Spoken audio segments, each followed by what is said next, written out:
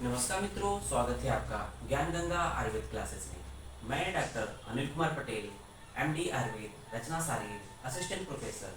आज हम लोग सिरा शारीर के अंतर्गत सिरा वेद के बारे में पढ़ने जा रहे हैं। जैसा कि हम लोग जानते हैं, सुश्रुत ने सुश्रुत शारीर अध्याय नंबर 8 जो है सिरा वेद विधि के नाम से दिया है। तो वहां पर हम लोगों ने देखा कि वहां पर सिरा वेद विधि अध्याय काफी सिराओं का जो वेधन होता है, पंक्चरिंग होती है, उसका डिटेल्ड वर्णन है। लेकिन हम लोग को जो सिलेबस में यहाँ पर है, एक तरह से उसका इंट्रोडक्शन ऑफ सिरा वेद का एक तरह से इंट्रोडक्शन पॉइंट ऑफ व्यू से जानना है कि सिरा वेद कहते किसे हैं, या सामान्यतः उसको क्या नाम दिया जाता है, या उसमें कौन से दोष का इन्वॉल्वमेंट होता है, या पर्टिकुलर कौन कौन सी बीमारियों में होता है, और किस बीमारी में किस जगह उसका सिरा वेद करते हैं। तो आइए देखते हैं कि सिरा वेद के बारे में। सिरा वेद, जैसा कि नाम है सिरा वेद, जैसा कि हम लोग जानते हैं कि काफी डिटेल वर्णन सुश्रुत ने किया है, बट यहाँ पर हम लोग को इंट्रोडक्शन इसके पॉइंट ऑफ व्यू से पढ़ना है। तो देखते हैं, यहाँ सबसे पहला पॉइंट लिखेंगे। जो सिरा वेद होता है उसको आचार्य सुश्रुत ने शल्य चिकित्सा अर्ध बोला है।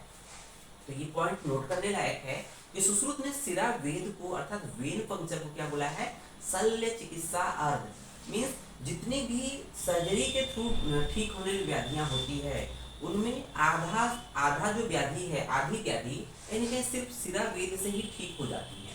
तो कहने का मतलब सुश्रुत ने सिरा वेद की जो एक मैकेनिज्म है, जो क्रिया है, उसको शल्य चिकित्सा अर्ध अर्थात सर्जरी के पॉइंट ऑफ व्यू से जितनी भी व्याधियां होती हैं, उनमें आधी व्याधि सिर्फ सिरा वेद से ठीक हो जाती है। इसका मतलब कि आधी व्याधियां बचती हैं, इसलिए सुश्रुत ने इसको शल्य चिकित्सा अर्ध बोला है।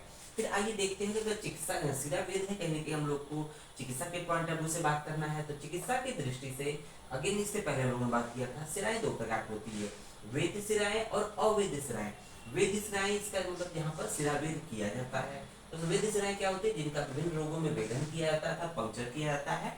और देखेंगे यहाँ पर अल्टीमेट यहाँ पर क्या होता है, जब वेन पंक्चर करते हैं तो वहां पर क्या होता है, अल्टीमेट दूषित रक्त को बाहर निकालते हैं। तो दूषित रक्त हो सकता है कि वात से दूषित हो सकता है पित्त से दूषित हो सकता है कफ से दूषित हो। तो मीन्स वो डिपेंड करता है कि अलग अलग दोषों से वहां पर रक्त दूषित हो जाता है।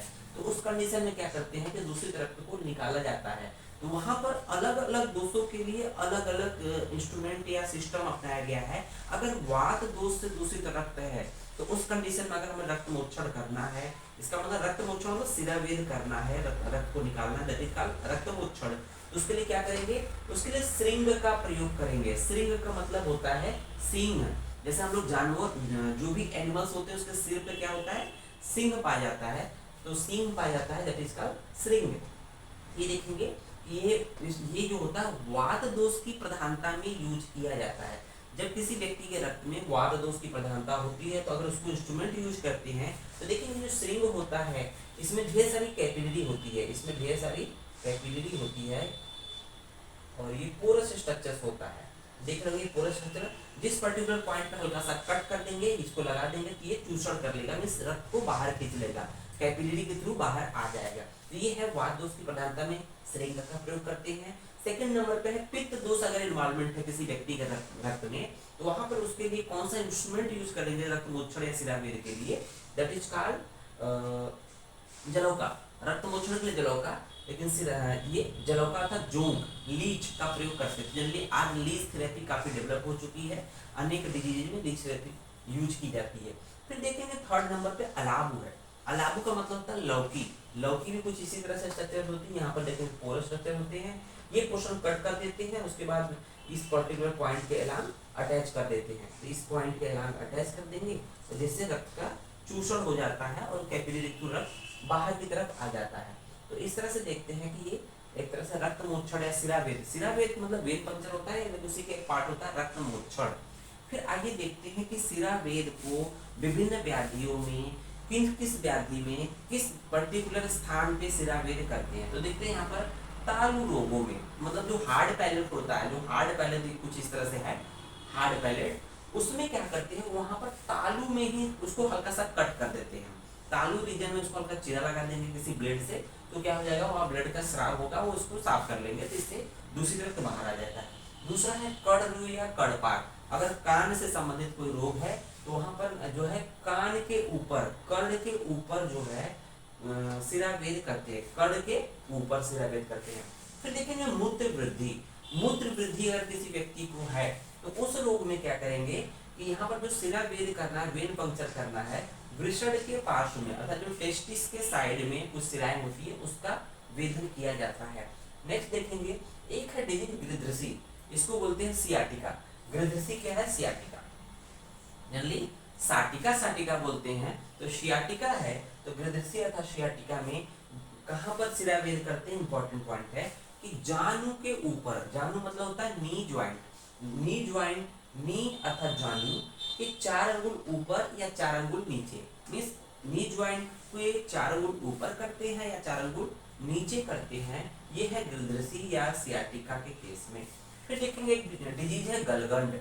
तो गलगंड में थायराइड ग्लैंड से रिलेटेड अगर स्वेलिंग हो जाए, थायराइड ग्लैंड में स्वेलिंग हो जाए तो वहाँ जो है अगर बीमारी हो गई है तो उस कंडीशन में हम लोग कहाँ की सिरा का वेद करेंगे? तो ये थोड़ा सा डिफरेंट स्ट्रक्चर से इसको ध्यान रखना होता है। जनरली जहाँ के डिजीजेज है उसी आसपास की समस्या को हम लोग सिरा वेद करते हैं, बट देखेंगे ये बीमारी है गले की, ये बीमारी है ग्रीवा प्रदेश की और इसका सिरा का वेदन कहाँ रहा? उरोमूल अर्थात फीमर, जो फीमर का जो अटैचमेंट स्कैपुला के जो एक तरह से हिप बोन के आसपास है, तो उरोमूल अर्थात फीमर के रीजन में, थाई रीजन में इसका सिरा वेद किया जा रहा है। तो ये पॉइंट थोड़ा सा डिफरेंट है, इसको याद करना चाहिए। फिर देखते हैं जलोदर। जलोदर हम लोग क्या कहते हैं? अर्थात एसाइटिस, जिसको हम लोग कहते हैं ना कि एब्डोमिनल डिजीज है एसाइटिस। एसाइटिस की कंडीशन में कहाँ पर सिरा वेद करते हैं? नाभि के नीचे, अगर नाभि है उसके नीचे और सेवनी के बाईं ओर। देखिए नाभि जो अम्बलाइकस में जो नाभि होती है, अगर मान लीजिए ये अम्बलाइकस है और ये व्यक्ति का शरीर है आगे का पार्ट, ये मिड लाइन में क्या होती है? एक लाइन होती है दैट इज कॉल्ड सेवनी, ये सेवनी है, ठीक। तो ये सेवनी है, इसका मतलब नाभि के नीचे सेवनी के लाइन में नीचे आएंगे, मीन जो ये लाइन होती है उसके क्या कर रहा है कि नाभि के नीचे सेवनी के बाईं ओर 4 अंगुल पर, तो उसके बाईं ओर 4 अंगुल बाईं ओर जाएंगे, मींस इस लाइन से, नाभि से इस लाइन से 4 अंगुल बाईं ओर जाएंगे, इस पॉइंट पर जाएंगे। तो ये पॉइंट यहाँ पर 4 अंगुल बाईं ओर सेवनी के हो जाएगा, यहाँ पर सिरा वेद करते हैं जलोदर के केस में। फिर देखते हैं कि सूल युक्त प्रवाहिका। प्रवाहिका का मतलब होता है डिसेंट्री। डिसेंट्री होती है खूनी पेचिस, जिसको पेचिस बोलते हैं, दैट इज कॉल्ड सूल युक्त प्रवाहिका अर्थात खूनी पेचिस। अगर किसी को ब्लड के साथ स्टूल आ रहा हो तो वहां पर क्या करते हैं, उसकी सुरोड़ी में होता है पेल्विक गर्डिल। सुरोड़ी मतलब पेल्विक गर्डिल के चारों ओर, पेल्विक गर्डिल अर्थात कमर के चारों ओर 2-2 अंगुल पर क्या करते हैं, उसमें सिरा वेद करते हैं। तो इस तरह से हम लोगों ने यहाँ पर कुछ व्याधियों के में सिरा वेद का स्थान के बारे में बात किया और यहाँ पर सिरा वेद को हम लोगों ने एज ए इंट्रोडक्शन के पॉइंट ऑफ व्यू से इसको डिस्क्राइब कर दिया। धन्यवाद।